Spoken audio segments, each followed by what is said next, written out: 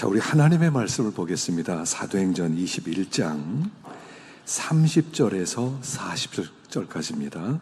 사도행전 21장 30절부터 40절까지입니다. 자, 우리 한 목소리로 함께 봉독하겠습니다. 온 성이 소동하여 백성이 달려와 모여 바울을 잡아 성전 밖으로 끌고 나가니 문들이 곧 닫히더라. 그들이 그를 죽이려 할 때 온 예루살렘이 요란하다는 소문이 군대 천부장에게 들리매 그가 급히 군인들과 백부장들을 거느리고 달려 내려가니 그들이 천부장과 군인들을 보고 바울 치기를 그치는지라. 이에 천부장이 가까이 가서 바울을 잡아 두 쇠사슬로 결박하라 명하고 그가 누구이며 그가 무슨 일을 하였느냐 물으니 무리 가운데서 어떤 일은 이런 말로 어떤 일은 저런 말로 소리치거늘 천부장이 소동으로 말미암아 진상을 알 수 없어서 그를 영내로 데려가라 명하니라. 바울이 층대에 이를 때 무리의 폭행으로 말미암아 군사들에게 들려가니 이는 백성의 무리가 그를 없이하자고 외치며 따라감이러라. 바울을 데리고 영내로 들어가려 할 그때에 바울이 천부장에 이르되 내가 당신에게 말할 수 있느냐? 이르되 내가 헬라 말을 아느냐? 그러면 내가 이전에 소요를 일으켜 자객 4,000명을 거느리고 광야로 가던 애굽인이 아니냐? 바울이 이르되 나는 유대인이라 소읍이 아닌 길르기아 다소시의 시민이니 청컨대 백성에게 말하기를 허락하라니 천부장이 허락하거늘 바울이 층대 위에 서서 백성에게 손짓하여 매우 조용히 한 후에 흐리 말로 말하니라. 아멘. 할렐루야. 사랑합니다. 여러분 사랑해요. 여러분 생각하면 얼마나 마음이 기쁜지 모르겠습니다. 잘 제가 여러분 섬기지 못하는 것을 항상 죄송스럽게 생각하고 있습니다. 그러나 마음은 여러분 참 사랑합니다. 오늘 우리 손영석 선교사님 이렇게 파송 예배로 드립니다. 참 저에겐 정말 기쁜 날이에요. 제가 이 교회 1996년에 우리 용두동으로 이렇게 왔거든요. 그리고 첫 단기 선교를 1997년에 갔어요. 그때 우리 손영석 선교사 함께 갔었거든요. 그리고 그때부터 이제 태국에 그때 갔었는데 쭉 단기 선교를 매년 갔어요. 제가 생각하기에는 열매가 아닌가 이렇게 생각해요. 우리 손영석 교수님 선교 다서도 그때부터 어떤 비전이 좀 생겼다고 그러더라고요. 그래서 그때 오래전 일이지만 하나님 이렇게 또 열매를 맺게 주시는 것 같아서 너무 감사하고, 또 대만이 지금 여러분 아시는 것처럼 정치적으로 굉장히 혼란스럽습니다. 지금 중국과 안 좋은 그런 관계가 계속되고요. 시진핑이 하나의 중국, 그래서 그냥 두지 않겠다, 언젠가 쳐들어가겠다, 막 그런 일촉즉발의 상황 속에서 대만으로 간다고 그러니까 마음이 좀 편치 않아요. 그런데 우리가 기도하면 하나님의 뜻 가운데서 또 그곳에서 놀라운 영적 부흥이 일어날 수 있을 것으로 믿고요. 우리가 그냥 선교사만 보내는 게 아니라 마음도 보내고 또 여기서 기도도 보내고, 그래서 그곳에서 하나님의 그런 놀라운 역사가 계속될 수 있도록 그렇게 섬겨주시기를 정말 간절히 부탁드립니다. 오전에 했던 말씀을 잠깐 드리고요. 오늘 말씀을 전하고 우리 손영석 전사님 또 이렇게 기도도 하고 그렇게 하겠습니다. 성령이 인도하는 길은 환난의 길이라고 그랬죠. 환난은 하나님 나라를 세우는 하나님의 수단이라는 거예요. 그래서 하나님은 우리의 환난을 통해서 하나님 나라를 세워나가고 영광을 받으신다는 겁니다. 신자의 생애는 다 단단해요. 이 땅에서는 십자가, 하나님 나라에서는 영광. 이게 바뀌어질 수가 없어요. 십자가 없이 영광이 올 수가 없어요. 우리는 그냥 십자가의 길을 걷는 거예요. 이게 우리의 운명이다 하는 것을 생각해 보았습니다. 그래서 우리가 가는 길은 그냥 환난의 길이다, 십자가 지는 길이다, 십자가 붙드는 길이다, 꿰부려서 이것 좀 놓고 갈 수 없을까, 이거 말고 다른 방법으로 하나님 영광 돌릴 수 없을까? 없고요. 그냥 환난의 길이다. 십자가 길이다. 그래서 십자가 벗고 영광을 누리는 것이 우리가 가는 길이다 하는 것을 생각해 보았습니다. 또 이 사도행전의 성도들의 만남은 참 뜨거운 만남이었다고 그랬죠. 사랑의 만남, 이익을 추구하는 만남이 아니었다는 거예요. 우리는 다 만남은 금방 저 사람 나에게 손해야 이익이야 그것만 생각하는데 그렇지 않다는 거죠. 초대교회 만남은 그냥 사랑의 만남, 섬기는 만남, 사랑의 만남, 그런 희생의 만남이었다고 그랬습니다. 그렇기 때문에 여러분, 만남이 즐거우려면 사랑이 있어야 돼요. 사랑이 있으면 만남이 즐거워져요. 그리고 사랑이 없는 만남은 참 몸이 건조한 만남이고요. 끝이 아주 기분도 안 좋은 그런 만남이 될 수 있다 하는 것이죠. 율법의 메인 그리스도인은 복음의 장애물이 될 수 있다는 것입니다. 사람은 항상 자기를 차별화시키고 싶어 해요. 다른 사람보다 내가 더 낫다, 내가 더 높은 위치에 있다, 내가 잘났다, 이걸 어떻게든 증명하고 싶어하는 존재들이다 하는 거죠. 그래서 우리가 복음은 전혀 그런 것이 아니라 하나님 앞에서 자랑할 것이 없는 사람이 되는 것, 이게 복음이라고 그랬어요. 그래서 잘난 사람이 하나님 앞에 나오는 것이 아니라 우리가 하나님 앞에 나갈 때는 멸시받는 사람, 천한 사람들, 없는 사람들 불러서 하나님이 은혜를 쏟아 부으시고 내가 이런 자들에게 은혜를 베풀어 주셨다 함으로 하나님은 영광을 받으시는 분이라고 그랬어요. 그러니까 나를 높이면 하나님이 영광을 못 받아요. 근데 자꾸 나를 높이려고 하지 말라는 거예요. 난 똑똑해, 나는 유능해, 난 능력 있어, 이러지 말라는 거예요. 그럼 하나님의 영광이 드러나지가 않아요. 하나님 영광 받으려면 나는 낮아지는 거예요. 나 같은 죄인 부르신 하나님의 은혜, 나 대신해서 죽으신 하나님의 은혜, 그럴 때 그분이 높아지는 것이다. 그래서 하나님은 우리를 언제 부르신다고요? 죄인 되었을 때, 연약할 때, 회개 안 했을 때, 원수 되었을 때 우리를 부르심으로 말미암아 하나님은 이렇게 놀라운 하나님, 이렇게 사랑이 많으신 하나님 것을 우리에게 드러내신다 하는 것입니다. 예루살렘 교회가 초대교회의 영성을 잃어버리고 두려움에 쌓여 있는 것을 보았죠. 여러분, 두려움에 쌓여 있어요. 하루도 여러분 두려움 없는 날이 없습니다. 맨날 두려워요. 두려움에 우리는 둘러싸여 있어요. 세상으로 나가는 것이 마치 전쟁터에 나가는 것 같은 그런 마음이란 말입니다. 그래서 한 가지요, 주님이 함께 하실 때만 우리가 담대해질 수 있다. 그래서 두려움이 임했다면 여러분 기도해야 될 때라는 거예요. 나 왜 이렇게 두렵지? 왜 이렇게 불안하지? 그러면 기도해야 될 때예요. 기도하면 두려움은 떠나게 돼 있어요. 늑대가, 사자가 아무리 밤에 그냥 눈 시뻘겋게 불을 켜고 덮치려고 준비하고 있더라도 하나님이 함께하는 동안, 불이 그곳에 임재하는 동안 아무도 건드리지 못한다는 거예요. 여러분, 혹시 두려우신 분들이 있으세요? 그러면 기도하시고 성령 충만함을 자꾸 구하십시오. 하나님, 두렵습니다.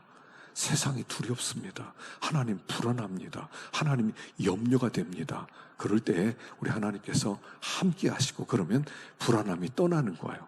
잠을 못 자던 사람이 잠을 자게 되는 거예요. 불면증이 있는 사람이 불면증이 사라지는 거예요. 그래서 여러분, 이거 방법밖에 없어요. 그래서 이 초대교회가 이렇게 두려움에 처했던 것은 초대교회 때 뜨거운 기도를 잃어버렸기 때문이다. 그래서 우리들이 세상 따라가지 말고 주님을 따라가게 될 때 우리 하나님께서 우리에게 주시는 그런 은혜를 누리게 될 것이다 하는 것을 생각해 보았습니다. 자, 오늘 12절을 한번 읽어보겠습니다. 12절에서 14절까지 읽어보겠습니다. 시작. 우리가 그 말을 듣고 그곳 사람들과 더불어 바울에게 예루살렘으로 올라가지 말라 고나니 바울이 대답하되 여러분이 어찌하여 울어 내 마음을 상하게 하느냐? 나는 주 예수의 이름을 위하여 결박당할 뿐 아니라 예루살렘에서 죽을 것도 각오하느니 그가 권함을 받지 아니하므로 우리가 주의 뜻대로 이루어지다 하고 그쳤노라. 자, 우리 앞 오전에도 생각했습니다. 사람들이 올라가지 마세요. 올라가지 마세요. 올라가면 위험합니다. 거기는 결박이 있고 환란이 있고 핍박이 있고 죽을지도 모르는 것입니다. 왜 거기 가려고 합니까? 그를 정말로 위했던 사람들이 그렇게 얘기했어요. 그런데 바울은 여기 뭐라고 답변을 합니까? 답변할 때 이렇게 얘기해요. 왜 너희들이 울어서 내 마음을 상하게 하느냐? 상하게 한다는 것은 마음을 흔든다는 얘기예요. 왜 마음을 흔드느냐? 나는 주 예수의 이름을 위하여 결박당할 뿐 아니라 예루살렘에서 죽을 것도 각오하였노라. 바울이 예루살렘에 올라가는 길은 결정된 길이었다는 거예요. 내가 예루살렘에 나는 올라갈까 말까는 선택의 길이 아니었다는 거예요. 결정된 길이었다는 거예요. 우리가 신앙생활은요, 어떤 길이냐면 결정된 길을 가는 거예요. 왜 우리가 자꾸 이렇게 염려하고 불안해하고 심란해하냐면 결정된 길을 내가 자꾸 선택하려고 그래요. 선택되지 않을 때는 불안해집니다. 예루살렘에 가도 되고 안 가도 되고 그러면 갈까 말까 심란해집니다. 불안해합니다. 결정되지 않을 때는요, 굉장히 마음이 혼란스러워요. 그러나 일단 마음에 딱 결정이 되면 그때부터는 흔들리지 않게 되는 거예요. 그래서 여호와여 내 마음이 확정되고 확정되었습니다. 이게 결단을 내리고 결정했다는 것이죠. 바울은 어떤 길을 갔냐면 결정된 길을 가는 사람이었다는 거예요. 결정된 길. 예루살렘으로 가는 것은 선택이 아니었다는 거예요. 성령이 그를 강력하게 감동해서 너는 예루살렘으로 가라. 그를 성령이 사로잡았단 말입니다. 그리고 성령이 사로잡은 다음엔 그때부터 그 길을 가게 되는 거예요. 우리가 예수를 믿고 구원을 받은 다음에는 우리는 결정된 길을 가는 사람이라는 걸 알아야 돼요. 내가 결정해서 가는 게 아니에요. 우리는 항상 눈치를 보면서 살아왔죠. 어떻게 하면 손해를 안 볼까? 어떻게 하면 고난을 안 받을까? 어떻게 하면 쉬운 길을 걸어갈까? 항상 눈치를 보면서 살아온단 말입니다. 그러니까 그 사람의 특징은 뭐예요? 항상 불안해요. 눈치 보는 사람은요, 항상 불안해요. 그러나 결정된 길을 가는 사람은 편안해요. 나는 예루살렘 가야 돼. 사람들이 올라가지 마라. 올라가면 환란이 있다, 핍박이 있다, 결박이 있다. 아니, 난 가야 돼. 하나님이 가라고 그랬어. 이게 신앙이에요. 신앙은 선택이 아니에요. 하나님이 우리를 부르신 다음에 우리를 부르신 하나님의 부르심의 목적이 무엇입니까? 하나님이 우리를 부르신 목적은 로마서 8장이에요. 우리가 종일 도살당할 양같이 여김을 받았나이다 함과 같으니라. 그래서 주인이 제사를 바치기 위해서 양을 여러 타다가 딱 뽑아왔어요. 뽑아서 이 양 참 깨끗하네. 이 양을 제물로 드려야 되겠다. 뽑혔단 말입니다. 우리는 그렇게 뽑힌 사람들이라는 거예요. 그게 선택이에요. 하나님이 우리를 선택했다는 것은 너희를 제물로 도살하기 위해서 뽑혔다 이런 뜻이에요. 그걸 거룩이라고 그랬죠. 거룩은 뭐냐면 구별됐다 이런 뜻이라고 그랬어요. 10마리의 양 중에서 하나를 제사를 드리기 위해서 뽑아놓은 걸 거룩이라는 말이에요. 뽑아놨다. 하나님께 드리기로 작정됐다. 그래서 우리를 거룩한 사람, 뽑힌 사람들 하나님께 드리기로 작정된 사람이다 이런 뜻이에요. 그래서 바울이 나 뽑혔구나. 도살당할 양이지? 알았어. 그런데 어떤 것으로도 하나님의 사랑에서 나를 끊을 수는 없다. 어떤 것으로도. 여러분, 결정하고 그 길을 걸어가는 말이에요. 갈까 말까 할까 말까 하는 게 아니에요. 그냥 순종의 길을 가는 거예요. 하나님이 하라 그러면 부모 공경하라. 예. 다른 방법을 찾는 게 아니에요. 예 하고 부모를 공경하는 그 길을 가는 거예요. 살인하지 말라. 예. 막 죽이고 싶더라도 살인하지 않는 그 길을 가는 거예요. 거짓말하지 말라. 예, 그러면 거짓말하고 싶은데 거짓말하지 않는 그 길을 가는 거예요. 그 결정된 길을 가는 사람을 신앙인이라고 부르는 거예요. 바울은 예루살렘에 올라가는 것을 결정해 놓았어요. 우리는 순종의 길을 가는 사람, 우리는 사랑의 길을 가는 사람, 우리는 용서의 길을 가는 사람. 해도 되고 안 해도 되는 게 아니에요. 그냥 가라고 하셨어요. 그러니까 우리는 그냥 이해하고 가면 되는 거예요. 무슨 일이 벌어지면 어떡하죠? 그래서 내일 일은 난 몰라요. 나 하루하루 살아요. 그 찬양 부르면서 가는 거예요. 하나님, 내일 무슨 일 벌어질지 모릅니다. 우리는 자꾸 내일을, 자꾸 내가 어떤 조정을 하고 싶어요. 내일이 편안해졌으면 좋겠어요. 문제가 안 일어났으면 좋겠어요. 그럼 오늘 이렇게 해야 돼요. 그래서 내일을 생각하고 오늘 결정한단 말입니다. 그런데 신앙은 뭐냐면 내일을 생각하지 않고 오늘 해야 될 일을 하는 거예요. 순종하는 길을 걸어가는 거예요. 그러면 내일은 전혀 다른 내일이 올 수 있는데 그 내일에 하나님이 역사하는 것을 본다는 거예요. 왜 역사를 못 봐요? 내가 선택해서 그래요. 자꾸 선택해. 이럴까? 왜 이렇게 계산이 많아요? 너무 머리를 쓰지 말란 말입니다. 바울은 그냥 하나님이 예루살렘에 가라. 거기가 어떤 곳인지, 무엇이 기다리는지 그냥 가는 거예요. 가라고 했으니까 가는 거예요. 사람들이 가지 말라고 하는데 난 결정도 했어. 왜 내 마음 흔들려고 그래? 나 이 길 무조건 가야 돼. 하고 그 길을 갔다는 얘기예요. 우리의 신랑은 정해졌다고 그랬죠? 우리의 신랑은 예수님이에요. 신랑 찾아 헤매는 게 아니에요. 나를 행복하게 만들어줄 수 있는 무언가를 찾아다니는 게 아니에요. 우리는 예수님이 신랑이에요. 신랑이 결정되었어요. 예수님만 사랑하면 돼요. 예수님 말고 다른 사람을 어떤 걸 더 사랑해서 내가 더 행복해질 수 있는가? 이런 게 아니에요. 예수님이 신랑이에요. 이제 결정되었어요. 예수님만 사랑하면 돼요. 예수님만 따라가면 돼요. 예수님의 신부로서 준비하면 되는 거예요. 그 결정된 길 가는 사람이란 말이에요. 선택하지 마세요. 자꾸 엉뚱한 곳으로 가는 거예요. 엉뚱한 곳으로. 여기 바울은 나는 주 예수를 위하여 죽을 것도 각오했느니라. 여러분, 죽음을 각오한다면은요 두려운 게 없어요. 죽음을 각오한다면은 두려운 게 없어요. 그냥 사실 우리는요, 예수 믿는 사람은 이 세상에요, 오래 있을 필요가 없는 사람이에요, 사실은.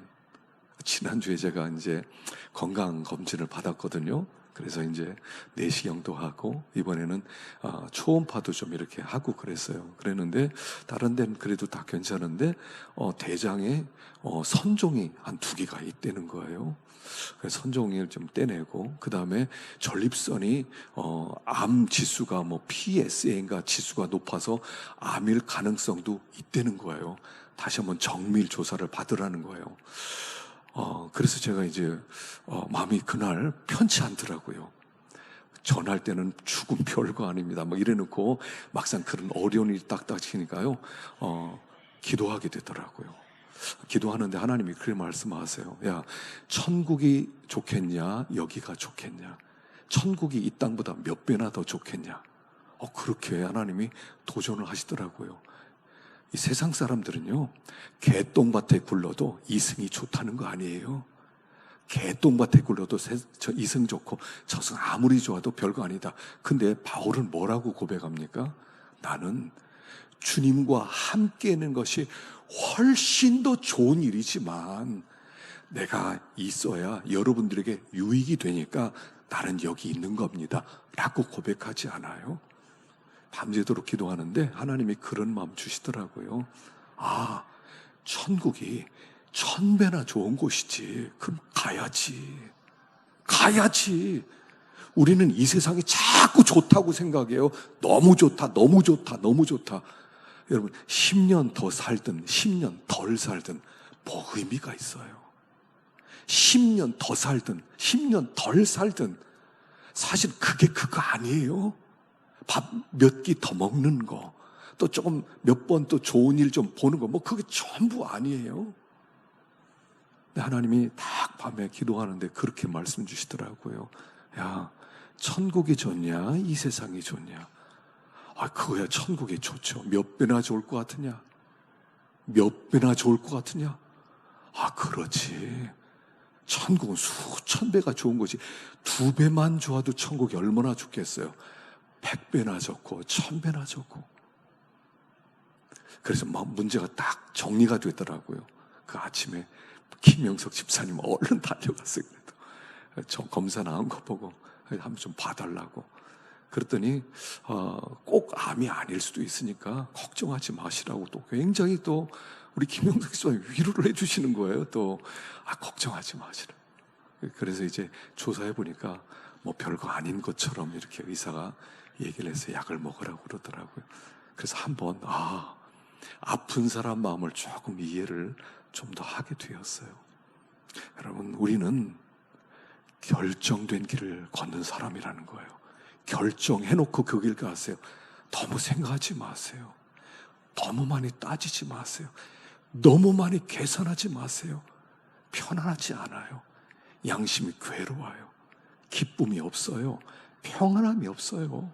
그러니까 결정된 그 길을 간다. 바울은 그 길을 올라가는 거예요. 자, 두 번째로 한번 생각해 보십시다. 여기 두 번째로 30절입니다. 여기 30절만 읽어보겠습니다. 시작. 온 성이 소동하여 백성이 달려와 모여 바울을 잡아 성전 밖으로 끌고 나가니 문들이 곧 닫히더라. 자, 바울이 성전으로 갔습니다. 뭐 그런 여러 오전에 얘기했던 그런 결례를 하고 다 소용없어요. 그 곁에 드로비무라고 하는 이방인을 데리고 왔거든요. 그래서 사람들이 이 바울이 이방인들을 성전에 끌어들이는구나 해서 그들이 오해를 해서 전 유대인들이 다 몰려드는 거예요. 이 바울, 그들이 사실을 알아보지도 않고 그냥 충동을 받아서 그냥 이 몇 마디 사람들의 선동하는 말을 듣고, 그리고 나서 이 바울을 그냥 잡아가지고 죽이려고 이제 문을 닫고 성전 밖으로 끌려가는 모습이란 말이에요. 참 이 본문을 보면서 바울은요, 결정된 길을 가는 사람입니다. 그리고 그냥 타협이 없어요. 바울의 삶에는요, 타협이 없더라고요. 그냥 믿음의 길을 걸어가는 거예요. 그리고 나서 그 앞에 있는 모든 어려움은 당하는 거예요. 지금 유대인이 얼마나 모였는지 몰라요. 수천 명이 모였는지, 뭐 수백 명이 모였는지, 수만 명이 모였는지 몰라요. 얼마나 많이 모였는지 몰라요.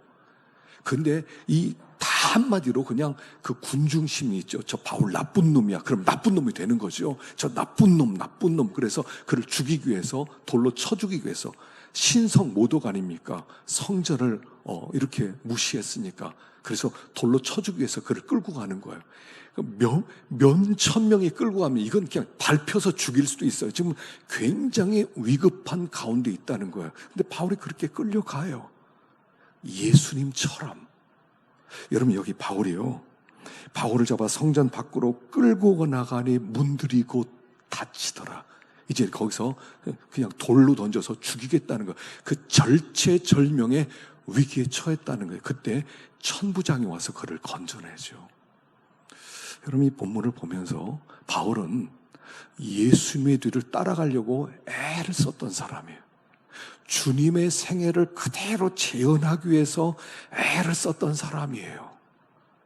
그냥 주님의 뒤를 따라가겠다. 그대로. 어떻게 보면요, 바울의 생애는 참 독한 생애예요. 제가 이런 생각을 해보았어요. 나는 예수님 때문에 욕 한번 들어먹어 보았나?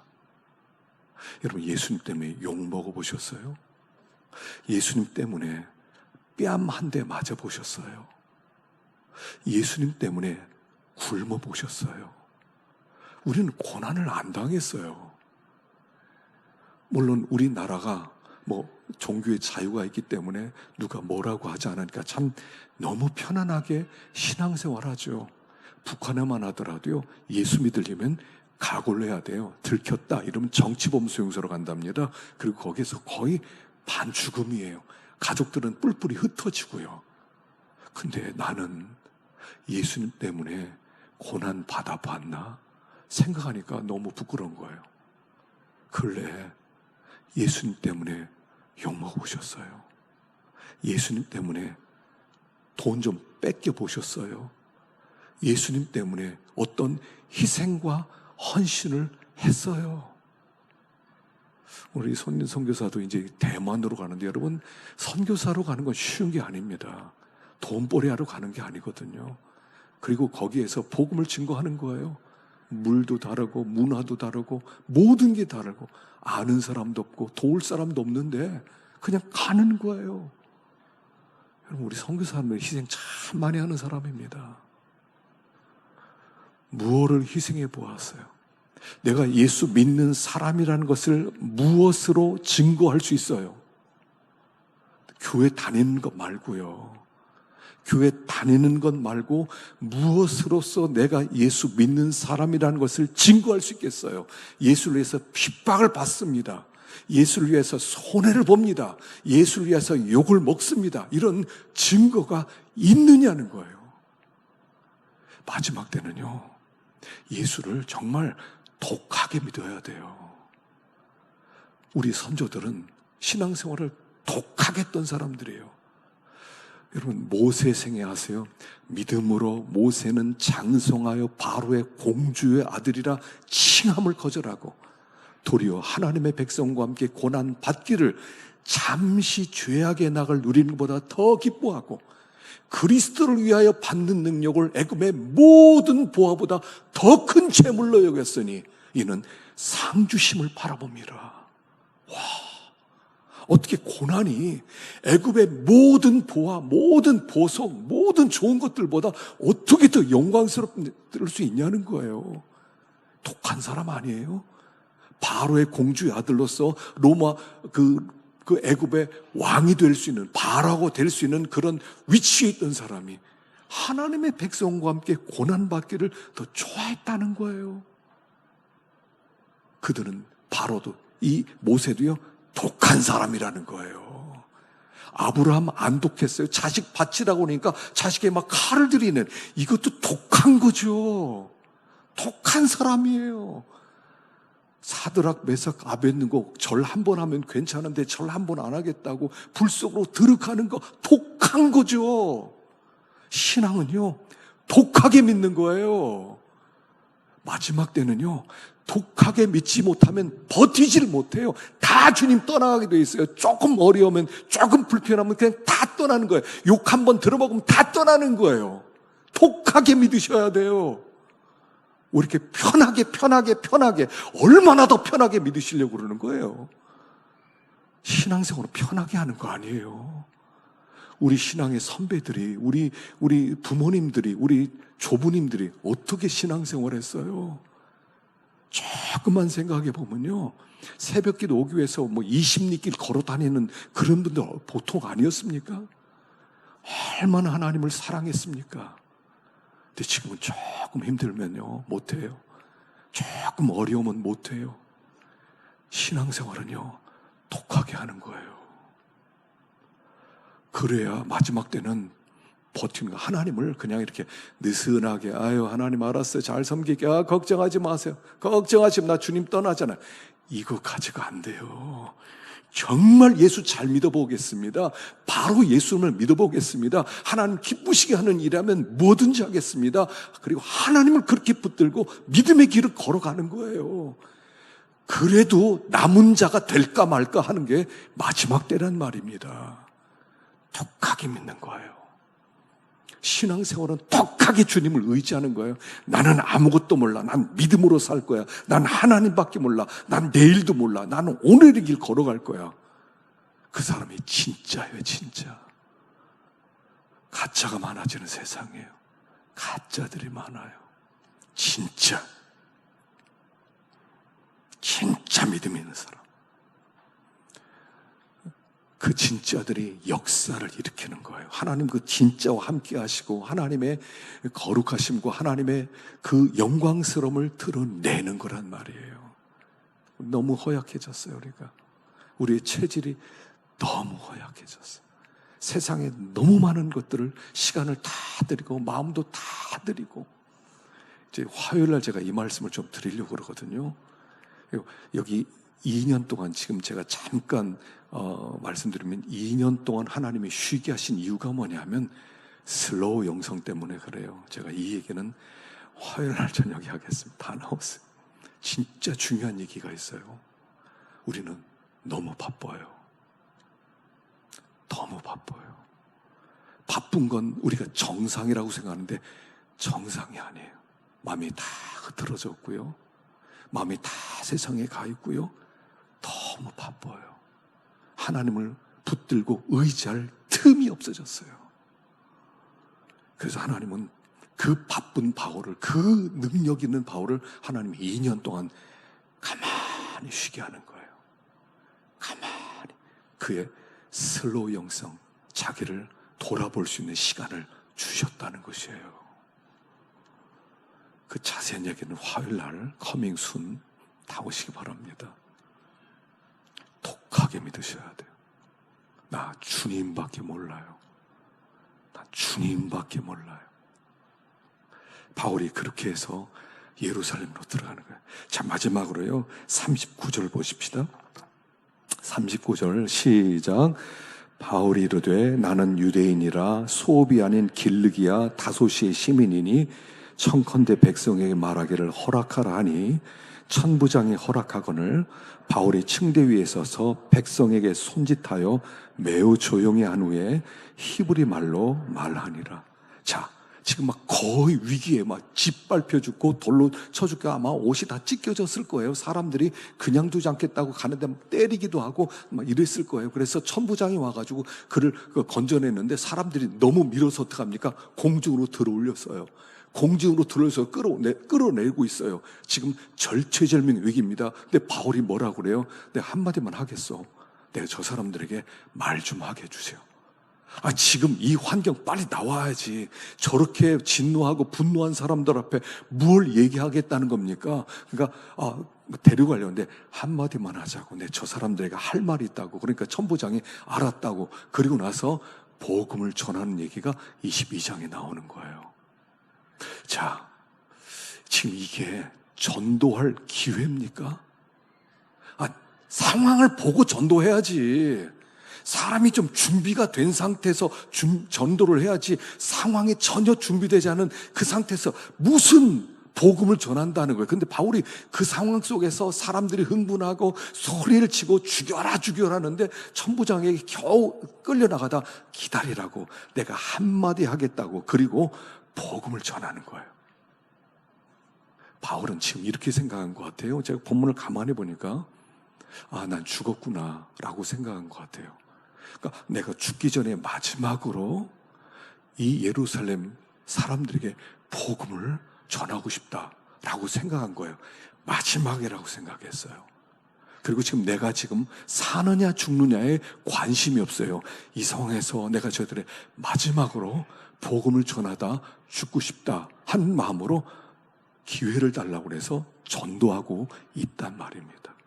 그래서 바울이 후에 여기 디모데후서 4장에 보면 이렇게 말씀을 하죠. 하나님 앞과 살아있는 자와 죽은 자를 심판하실 그리스도 앞에서 엄히 너를 명하노니 너는 복음을 증거해라, 말씀을 증거해라 라고 말씀을 하고 있다는 거예요. 이건 뭐냐면 그 당시의 상황을 염두에 둔 거라.